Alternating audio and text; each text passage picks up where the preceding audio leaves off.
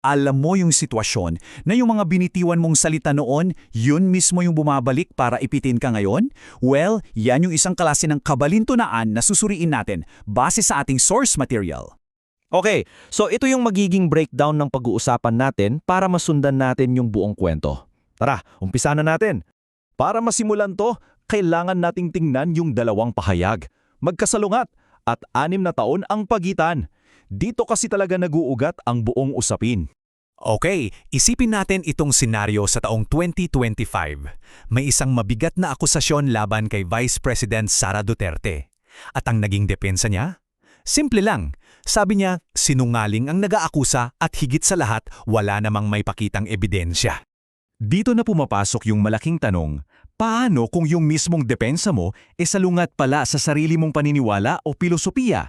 Yan mismo yung sinusuri ng ating source material. So, para maintindihan yan, kailangan nating mag-rewind. Balik tayo sa taong 2019.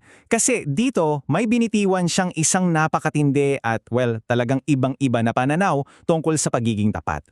Ayan na nga, kailangan nating balikan at himayin yung mismong standard, yung mga panuntunan na siya mismo ang naglatag noong 2019 para makita natin kung bakit nagkakaroon ng problema. So dito sa timeline na to, malinaw na malinaw yung dalawang magkaibang sandali at kitang-kita mo yung laki ng pinagbago sa kanyang posisyon at paninindigan. At para malinaw ha, hindi to basta nasabi lang o isang off-the-cuff comment. Ito ay isang deliberate na paninindigan, isang pilosopiya tungkol sa kung gaano ba talaga kahalaga o hindi kahalaga ang katapatan sa serbisyo publiko. O sige, dito na nagiging interesante. Pagtabihin na natin ngayon. Yung depensa niya ng 2025 laban sa sarili niyang standard noong 2019. Tingnan natin kung anong lalabas. Unang-una, yung pamantayan sa ebidensya. Grabe yung pagkakaiba, di ba? Kumpara sa mga kaalyado, okay lang kahit may pruweba ng kasinungalingan. Kasi nga, lahat naman nagsisinungaling. Pero pag para sa sarili na niya, biglang kailangan ng sandamakmak na dokumento at patunay. Kung wala, ingay lang daw.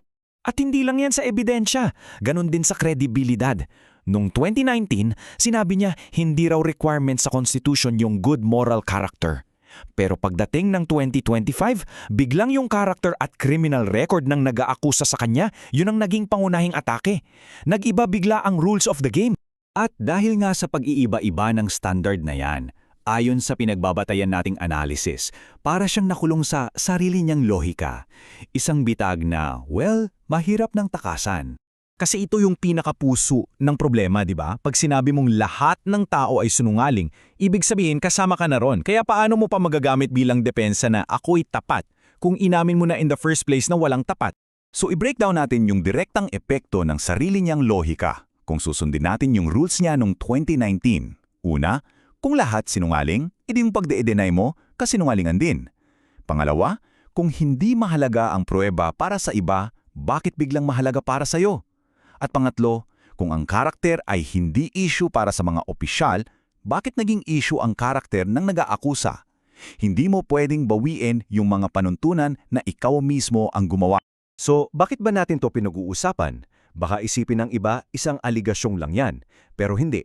Ayon sa analysis, may mas malaki itong implikasyon, lalong na kung ang pinag-uusapan ay ang pinakamataas na posisyon sa bansa. At hindi na natin kailangang manghula. Kasi sa statement niya mismo noong 2025, siya na ang nagsabi na ang mga akusasyong ito ay para hadlangan ang posibleng pagtakbo niya bilang presidente. At dito tayo dinadala sa pinaka-critical na punto. Tiwala, public trust. Dahil ang pagkapanggulo at anumang posisyon sa gobyerno, kailangan niya ng tiwala mula sa taong bayan. Kaya ang malaking tanong na iniiwan sa atin ng pagsusuring ito ay ito.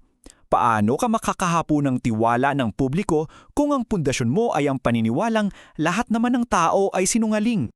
Sa dulo, ang takeaway dito, kung susundin natin ang sarili niyang standard noong 2019 ay simple lang. Kung hindi natin dapat paniwalaan ang nag-aakusa sa kanya dahil sinungaling siya, edi kasunod nun, hindi rin natin dapat siya paniwalaan. Ang resulta, isang universal na pagdududa na sa kabalintunaan, siya mismo ang lumika